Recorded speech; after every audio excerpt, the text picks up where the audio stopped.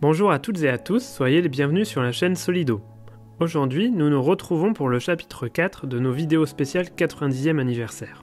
Cette fois-ci, nous allons évoquer ce qui fait la force de Solido et qui lui permet de fêter son 90e anniversaire, vous, les passionnés. À travers ces témoignages d'anciens salariés, nous vous proposons de voir à quel point la passion est importante, que ce soit chez Solido ou chez ses collectionneurs. Je suis content que fêter 90 ans, c'est très bien. Je suis content que la société existe encore.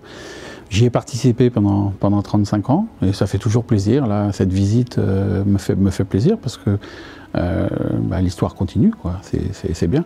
La passion automobile existe encore, même si elle est très décriée en ce moment.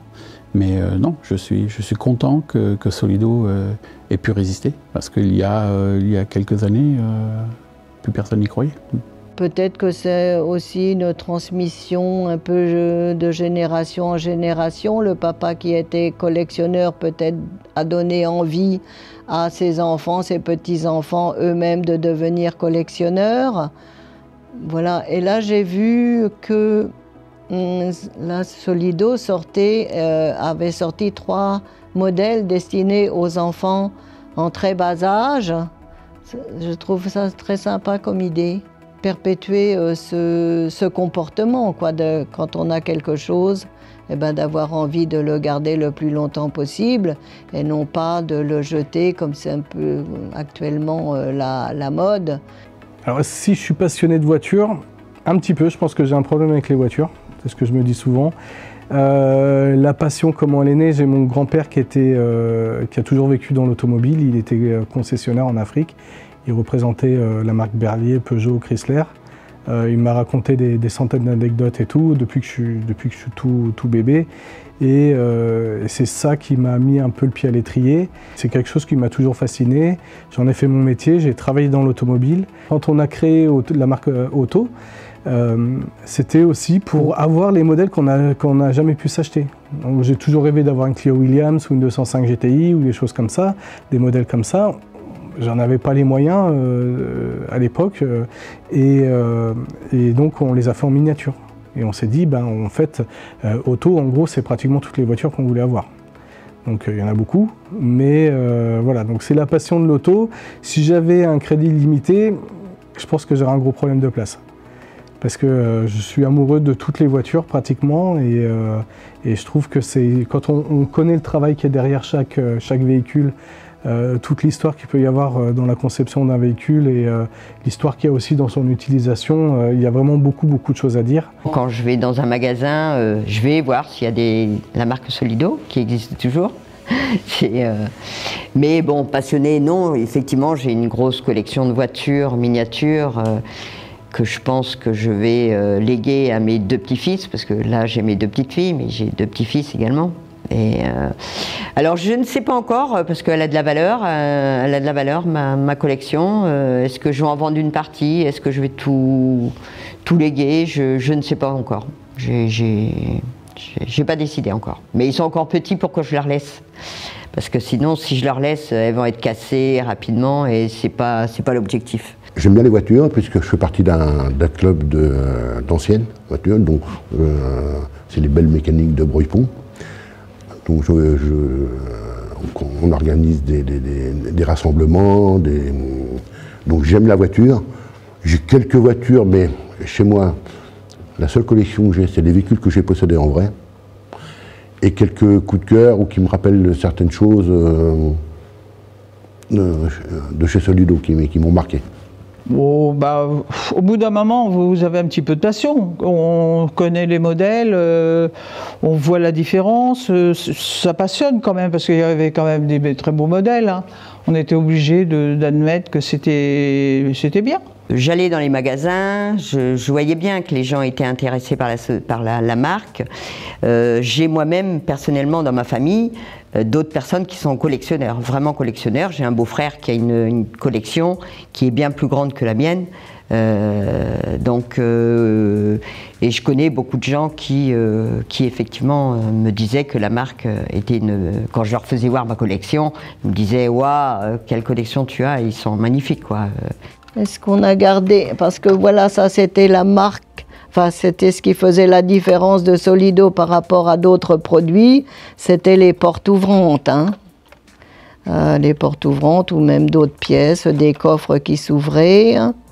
Ouais.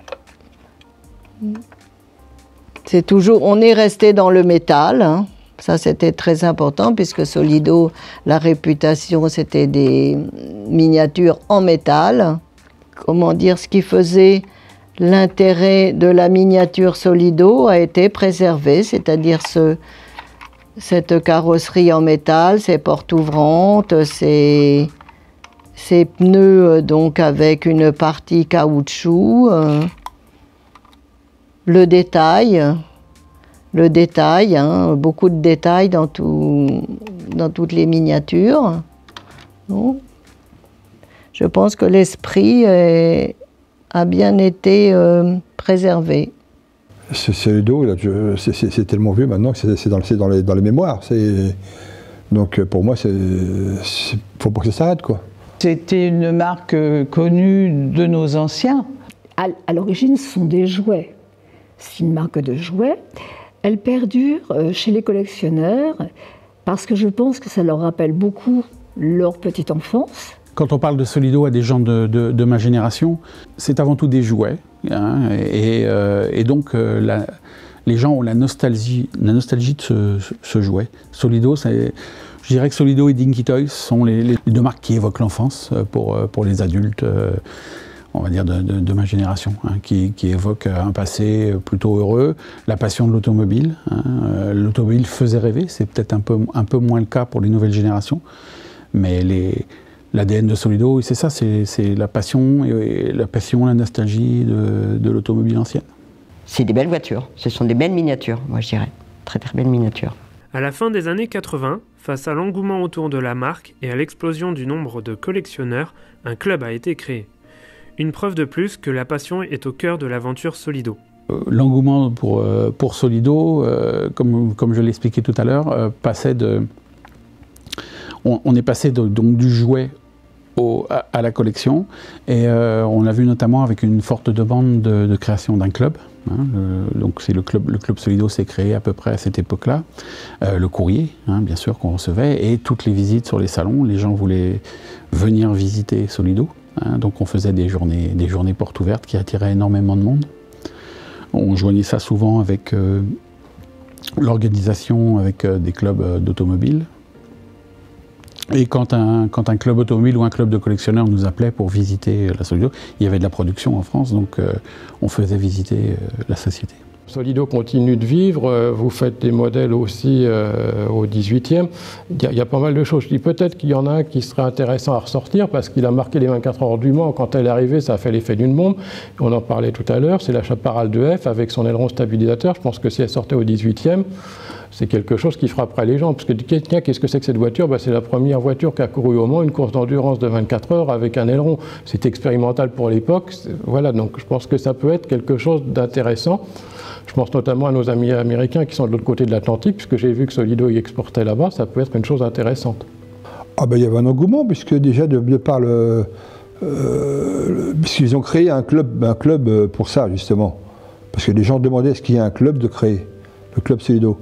Donc il y avait un engouement, les gens aimaient ça. Avec la voiture, on remettait à chaque adhérent un petit fascicule où Bertrand Azéma reprenait un petit peu tous les modèles comme il avait répertorié dans ce que nous appelions la Bible, avec tous les modèles et toutes les variantes, les couleurs, les jantes, etc. etc.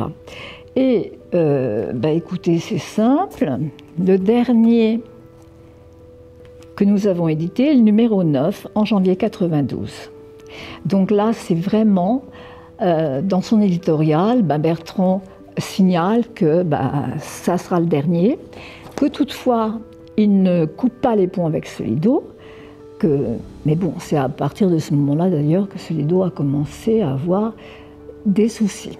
Je m'occupais évidemment essentiellement de tous les collectionneurs, et également de la partie administrative, la comptabilité, les expéditions des commandes. C'était vraiment un touche-à-tout. Mais c'est très très intéressant parce que le monde des collectionneurs est très très varié. J'étais très très souvent au téléphone. Parce que il y a eu le bouche à oreille entre collectionneurs, vous connaissez, c'est un milieu bien spécifique, et forcément, le bouche à oreille ayant fait son chemin, on téléphonait énormément. On organisait des bourses d'échange, notamment chez Dalmat, à Paris, dans le 15e, qui est un grand garage, Dalmat, où on présentait le modèle de l'année, créé par Solido, et qui était spécifique et estampillé Club Solido. On organisait, oui, d'autres bourses d'échange également, et des visites d'usines. Alors là, les visites d'usines étaient quand même très très prisées. Et qui dit visite d'usine, au magasin d'expédition, on préparait un certain nombre de modèles que les visiteurs pouvaient acquérir après. Ceci dit, à chaque fin de visite d'usine, ils repartaient avec le petit modèle qui avait été fait spécialement pour eux. Le deuxième Club Solido a été créé en 2001. Le but premier était de donner de l'information aux consommateurs. Puisqu'à l'époque, il n'y avait pas les réseaux sociaux comme actuellement. Pour donner de l'info directe, ça passait soit par les magasins, soit par les grossistes qui n'étaient pas toujours retranscrits ou mal informés. Donc le but, c'était de l'information. Ils avaient le principe, c'était un modèle gratuit par an à chaque réadhésion. On faisait chaque année une porte ouverte et le club a fait maximum 2500 adhérents. Et après, on a fait quelques petites séries suite à des demandes pour le club, pour faire plaisir à certains, des véhicules pompiers, des véhicules bien spécifiques en civil qu'on ne pourrait pas retrouver dans le... Et ça, on les vendait à un prix défiant toute concurrence, mais réservé qu'au club, bien spécifié sur le socle. Voilà en gros et l'information, puisqu'il y avait une permanence téléphonique tous les lundis pour les adhérents. J'étais le responsable. Et on avait une revue d'information 2 fois par an. La première était succincte, donc avec des descriptions de véhicules, des thématiques. On informait les nouveautés.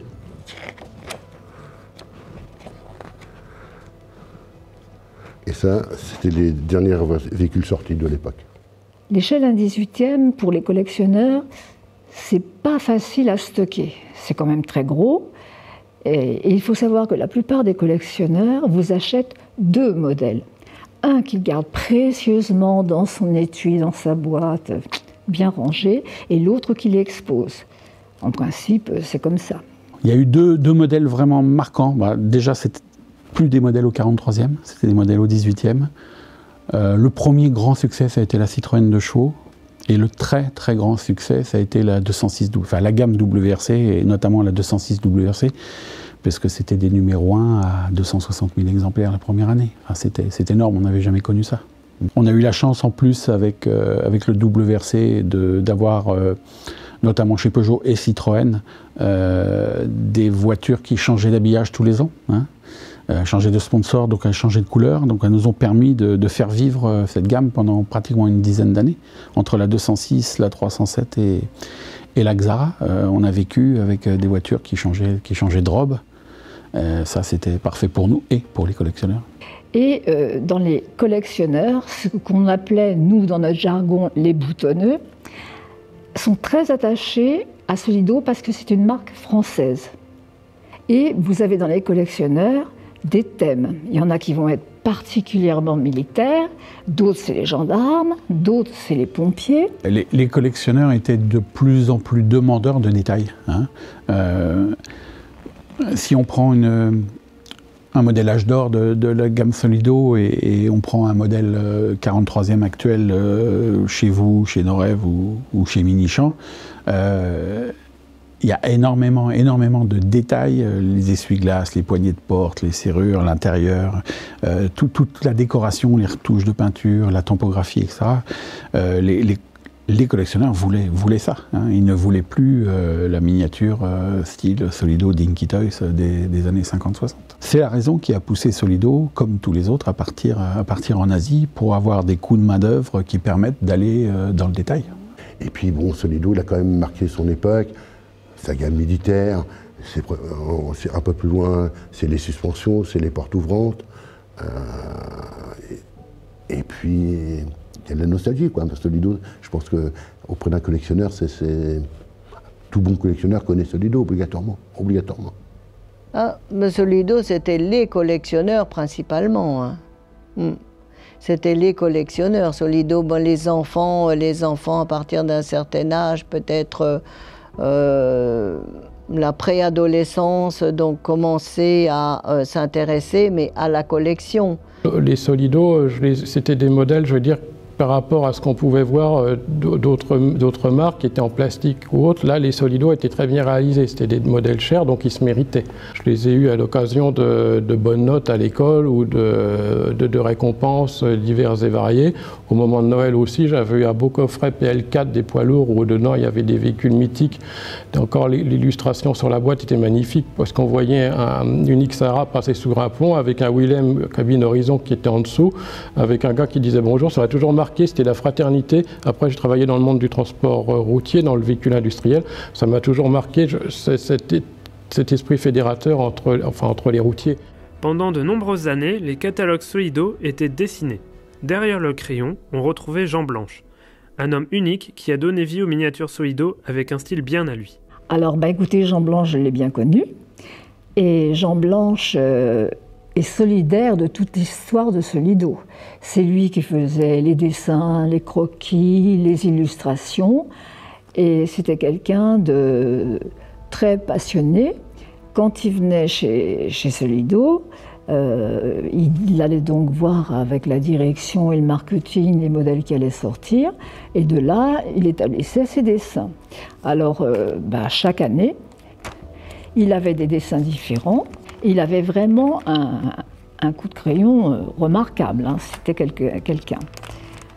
Donc que ce soit en militaire, que ce soit... Alors il y a des catalogues plus jolis les uns que les autres, hein. Vous avez par exemple là, je ne sais pas si vous le verrez bien, le 85, le 84, qui lui est bien spécifique puisqu'il a une découpe et il illustrait tous les catalogues avec des petits personnages de ce style. Ça, c'était Jean. Et nous avions des grands catalogues comme ça, mais également pour les détaillants, des mini-catalogues qui servaient non seulement aux détaillants pour les enfants, mais également aux collectionneurs pour cocher les modèles qu'ils avaient, pour ne pas avoir de doublons. Parallèlement à ça, nos collectionneurs avaient eu en 89 un calendrier, toujours dessiné par Jean Blanche. Alors c'était pour les 40 ans d'illustration de Jean. Là.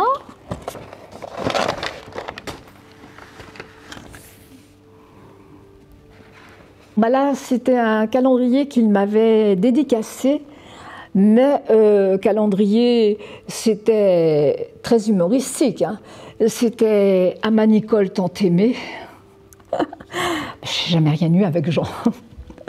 Voilà.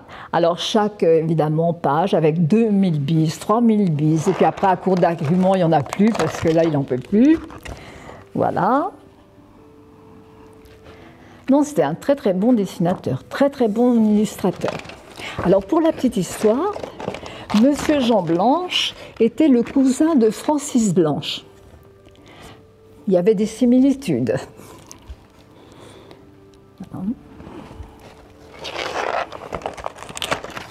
Voilà, on arrive au bout.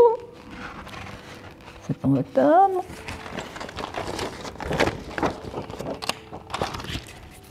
Et voilà. Celle-là, c'est ma préférée, je la trouve vraiment très belle. Et il y a eu, mais là malheureusement je ne l'ai pas, une affiche, une grande affiche faite par Braque, homonyme du peintre Braque, hein, bien sûr. Alors ça, c'était vraiment réservé aux membres du club, qu'ils souhaitaient bien sûr. Vous voyez, tout à l'heure, je vous parlais du poster de Paul Braque. C'était, je ne sais pas si vous le voyez vraiment très très bien. Il est ici, sous mon doigt. Solido, la chose, c'était donc d'aller chercher les catalogues à chaque nouvelle année pour voir ce qui allait sortir. Souvent, il y a des modèles qui étaient effectivement donc, à l'intérieur, comme je prends par exemple la R16TX, qui était la référence 30, qui n'est jamais sortie. En définitive, ils ont sorti la R30 qui succédait à la R16. Et les catalogues, c'est quelque chose de très intéressant, parce que c'est carrément la vie de l'entreprise au fur et à mesure des années.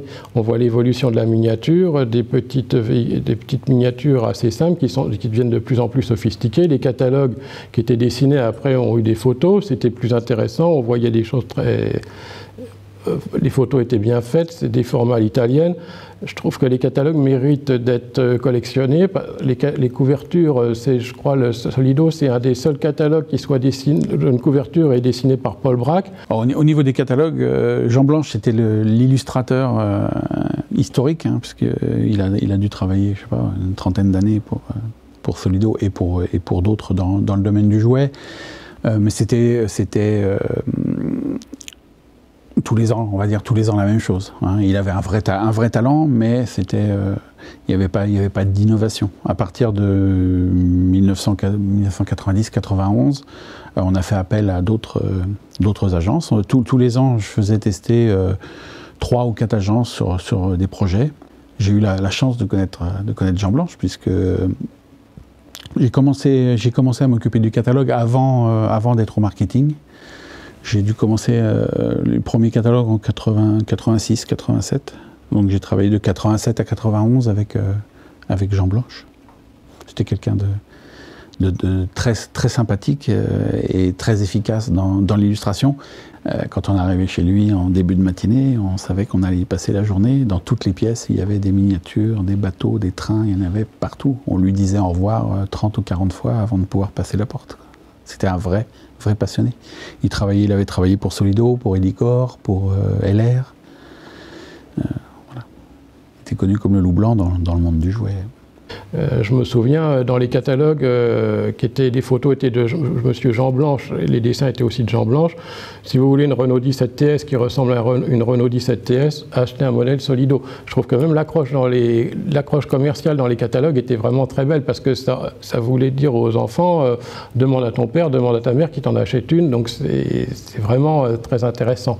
Mais les dessins de Jean Blanche étaient fantastiques. Quand vous voyez le catalogue, ça donnait envie d'ouvrir, de feuilleter et de voir à l'intérieur ce qu'il y avait qu'on pouvait acheter. Et dire pour Noël, par exemple, je souhaiterais tel modèle. C'était vraiment un voyage dans le temps. Et ça donnait envie de feuilleter le catalogue, d'acheter ces modèles. Il y avait vraiment de très belles choses. Ça donnait envie d'aller voir, en fonction des nouveautés, d'aller dans le magasin de jouets, voir ce qui sortait, même si ce n'était pas pour acheter, parce que c'était des modèles d'exception, de permettre de les voir. Et voilà, je voudrais celui-là pour Noël. Donc, quand un passionné collabore avec Solido, cela donne la Bible. Découvrez-en un peu plus sur ce collectionneur pas comme les autres, dont le nom résonne encore dans les bureaux de Solido. La première fois que j'ai rencontré Bertrand Azéma, c'était, je venais juste de rentrer chez Solido, je ne le connaissais pas. Et il avait derrière le bureau d'études, il y avait une toute petite pièce, on l'appelait le bureau de Bertrand, parce qu'il venait très régulièrement, toutes les semaines, il venait faire des photos, prendre des échantillons, etc. Et puis après, avoir discuté avec lui, et puis après, je l'ai bien sûr plus connu. C'était un ami de la famille. En fait, c'était un ami de la famille de Vazeille. Et donc, quand il avait 8-9 ans, il venait déjà chez Solido à Oulin. Et c'est la raison pour laquelle il avait une collection incroyable de Solido. Il collectionnait les couleurs, il collectionnait les défauts de Zamac, il collectionnait tout, quoi. Et il fouillait dans nos poubelles quand il venait, il était à 4 pattes dans les poubelles en train de chercher l'échantillon qu'il serait le seul à posséder. c'était quelqu'un qui était... Il était ingénieur chez IBM. Il est parti, je crois, 6 ans aux États-Unis. Et il a emmené sa collection, un container de Solido, quoi. Et quand on allait chez lui, c'était assez étonnant parce qu'il n'y avait pas du tout... C'était vraiment le pur collectionneur, pas forcément amateur d'automobile. Il collectionnait des références, donc il avait des vitrines partout dans le salon, etc. Tout en boîte. Tout en boîte, rangé un peu comme dans un magasin. Pas du tout de mise en valeur, de décoration, etc. C'était vraiment le pur et dur qui voulait tout avoir, quoi. Donc c'était une Bible pour nous. D'ailleurs, le livre Solido, chez Solido, on appelle ça la Bible. Parce que on allait rechercher les références, les dates de sortie. Et jusqu'à sa mort, il n'y avait que Solido qui comptait pour lui, quoi. Au salon, il passait sa vie, quand on faisait le salon de Paris, il était là tous les jours. Les gens pensaient qu'il travaillait chez Solido. Le Graal pour Solido, c'est M. Bertrand Azéma. Il avait écrit des livres sur Solido, alors que, enfin voilà quoi, c'était fantastique. Et après, dans l'Argus miniature, il faisait d'Ivry-la-Bataille à Oulin, et il listait tous les véhicules miniatures qui sortaient, promotionnels, dans les années, quand j'étais chez Solido, quand j'étais chez Volvo, parce qu'on m'avait abonné à cette revue, on voyait tout ce qui sortait. Donc il y a des modèles que j'ai essayé d'avoir qui sont... Enfin, vraiment faire un peu d'exemplaires. Il y avait notamment une Clio aux couleurs de l'Adiac, c'était des promotionnels. Il y avait aussi un petit trafic qui était aux couleurs d'OCP, répartition, c'est un distributeur pharmaceutique. Et donc il y a la miniature, à l'intérieur c'est un carton blanc, mais ça a aucun...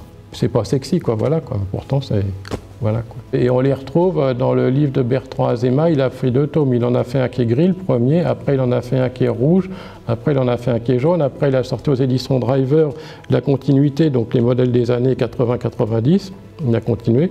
Et sinon, dans l'Argus miniature, il sortait tout le panorama de tout ce qui existait, quoi. Donc c'était un fou furieux, quoi. Je veux dire, je sais que quand il est malheureusement décédé, sa veuve a vendu toute la collection au profit de la recherche médicale, je ne me souviens plus quel organisme, voilà, quoi, les miniatures ont été revendues, mais il y avait des pièces exceptionnelles. Et j'ai eu la chance, c'était à Chartres, de demander à Chartres de téléphoner. J'aurais expliqué un peu mon cursus. J'ai réussi à voir le catalogue, quoi, et après les estimations. Donc c'est intéressant de voir ce qui s'est vendu, parce que pour moi, c'est un condensé de quelqu'un qui était vraiment passionné à ça toute sa vie, alors qu'il ne travaillait pas dans ce milieu-là, quoi. Donc c'est un peu comme moi, qui travaillait dans l'automobile, mais qui a la passion de collectionner les véhicules Solido. On se retrouve avec des choses assez curieuses, quoi. Et il passait, il étudiait tout, et s'il y avait des nouvelles choses de sortie, il allait voir qu'est-ce qui avait été modifié, changé, il notait, il faisait son petit truc. C'est Azéma, et lui il était proche de nous, il venait toujours nous demander, surtout quand j'étais aux expéditions. Est-ce que vous avez vu passer quelque chose de nouveau? Est-ce que des fois des choses... Les années 90 marquent un tournant dans le monde de la miniature avec l'explosion du nombre de modèles au 1/18e. L'échelle s'installe petit à petit comme la référence pour de nombreux collectionneurs. Chez Solido, cette gamme devient aussi l'échelle à succès à l'aube du XXIe siècle. Solido, il a fait beaucoup de modèles, donc il y a eu des péripéties dans sa vie, un peu comme dans la vie d'un être humain, mais bon, ça a toujours su rebondir, et après ils sont diversifiés. Quand j'avais visité Solido, donc pour ma société, ils commençaient à faire le 18e, donc le 18e, je me souviens, il y avait la 2 chevaux Charleston, et il y avait la Fiat 500, c'était tout nouveau, il y avait aussi la Volkswagen Coccinelle. Mais à l'époque, bon, ils ne savaient pas trop si ça allait marcher, c'était plutôt assez expérimental, parce que tout le Solido, c'était vraiment du 43e, et il y a eu toute cette partie de modèles au 18e qui intéressait les gens, avec des ouvrants, c'était une échelle différente, donc c'était quelque chose qui était intéressant, tout en continuant le 43e, où il collait toujours à l'actualité.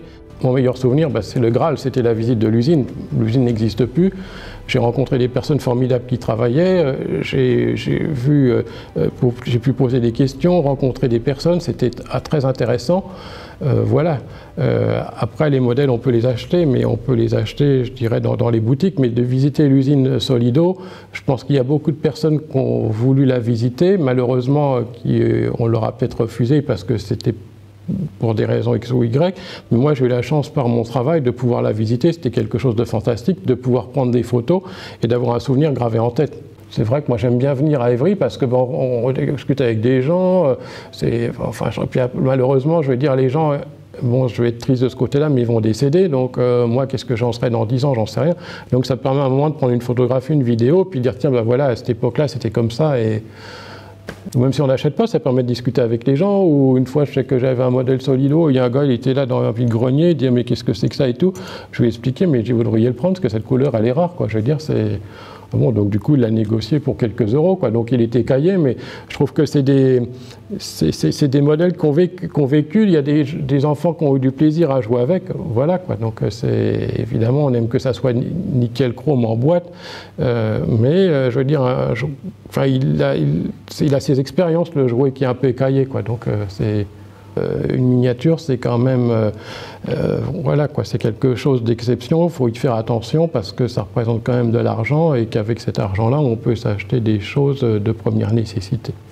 Puis en attendant de se payer le vrai, dire bah tiens, je le prends, puis si je retrouve, et puis à ce moment-là, on revend sur le Bon Coin ou sur eBay ou dans un vide-grenier, on revend les modèles qu'on a en double, et puis voilà quoi, ça permet de faire tourner la collection, c'est bien. Bah, les relations avec le constructeur, là j'ai une petite anecdote. Donc Nino Bussy qui était le DG de la société à la fin, dans les années, on va dire 70-90, a eu l'idée, un jour il arrive, il me dit Michel, on va écrire à tous les constructeurs. Il n'y a pas de raison que le constructeur, quand il sort une voiture, ne fasse pas de miniature. Et puis il a fait un beau courrier qu'il a envoyé à tous les constructeurs et ça a marché. Le premier avec qui ça a marché, c'était Renault.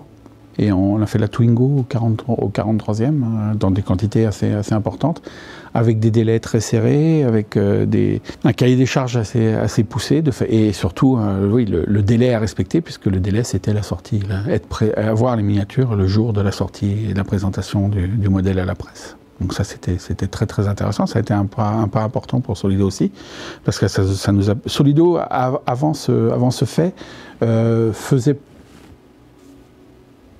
pas forcément des voitures d'actualité, hein, c'était pas son cheval de bataille. On essayait de trouver des voitures qui avaient au contraire une histoire, on était sûr que cette voiture avait un intérêt pour les collectionneurs, etc. Mais on n'était pas au plus près de l'actualité, on collait pas au plus près de l'actualité. À partir de ce moment-là, on a essayé d'être en avance sur l'actualité, c'est-à-dire qu'on essayait d'avoir les informations le plus tôt possible, 1 an ou 1 an et demi avant la sortie d'un modèle, pour pouvoir être prêt en même temps que le constructeur. Donc ça a été un point important.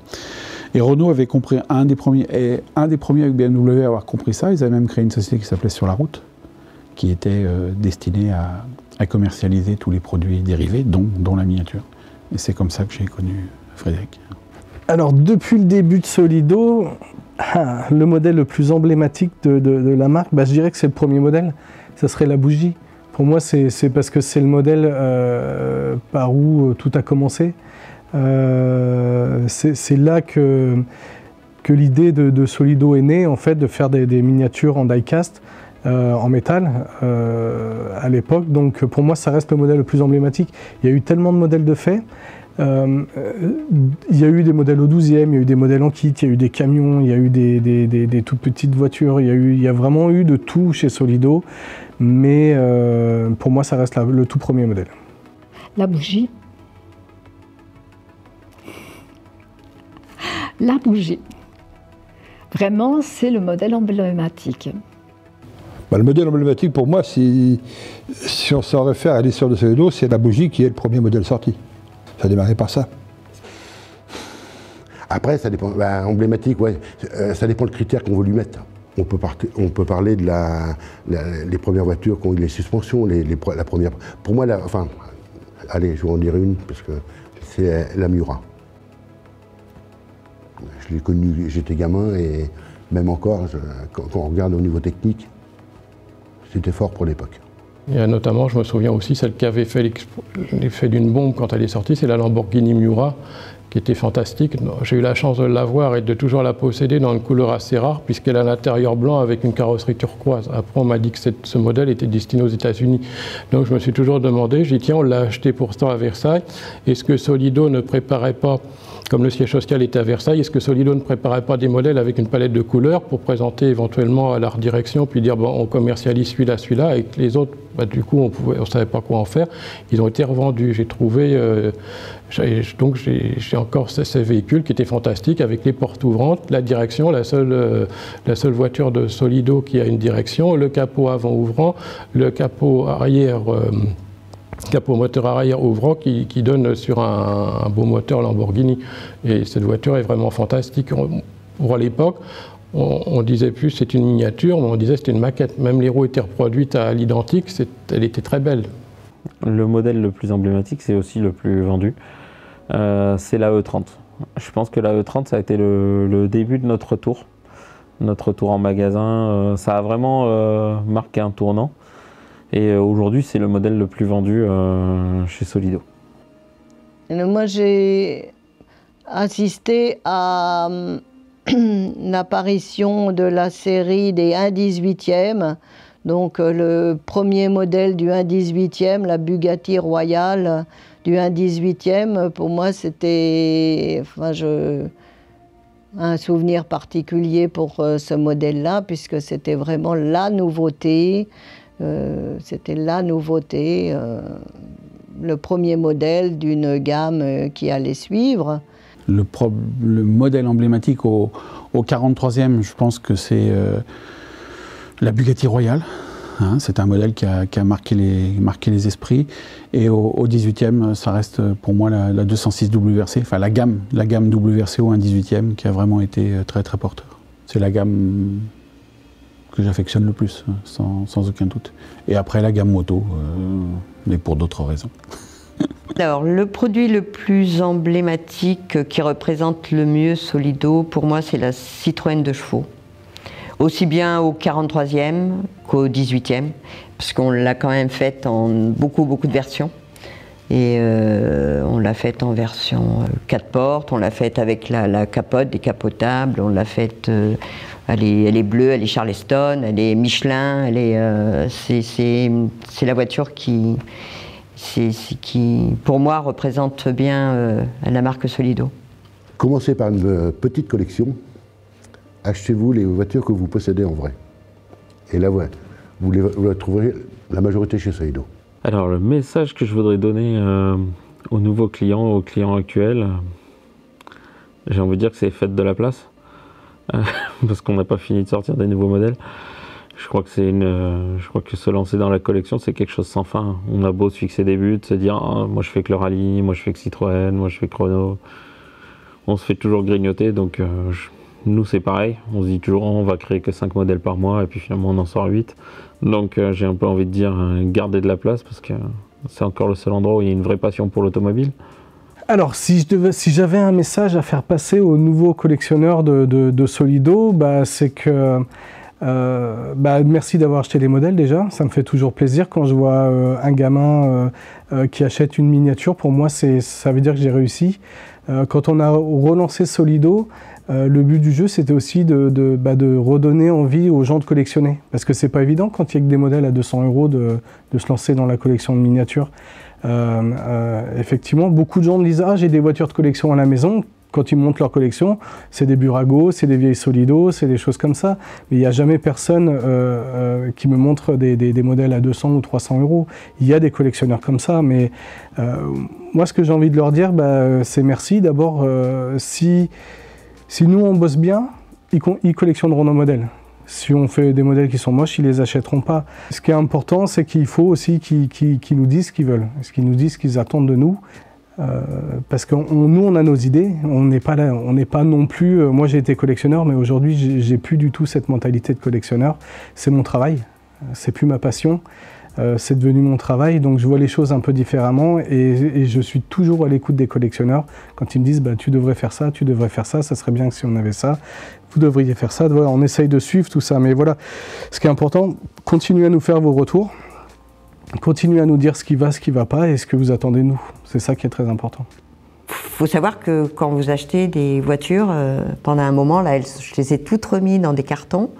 Mais toute ma collection prend un pan de mur. Je ne me vois pas mettre une seule pièce chez moi que pour les voitures. Mais oui, effectivement, il faut que si vous aimez la marque, continuez à la faire perdurer. C'est tout ce que je peux vous dire. Effectivement, il faut qu'elle aille aux 100 ans. Voilà, ce serait bien. Effectivement, il faut que ça aille aux 100 ans. Encore 10 ans. Voilà. Peut-être que je reviendrai pour le reportage des 100 ans. Je l'espère. Voilà. Vous l'aurez donc compris, la passion est primordiale chez Solido. Et vous, qu'est-ce qui symbolise votre passion pour les voitures miniatures Solido? Dites-le nous en commentaire. A très bientôt sur la chaîne Solido pour le dernier épisode de ces vidéos spéciales 90e anniversaire.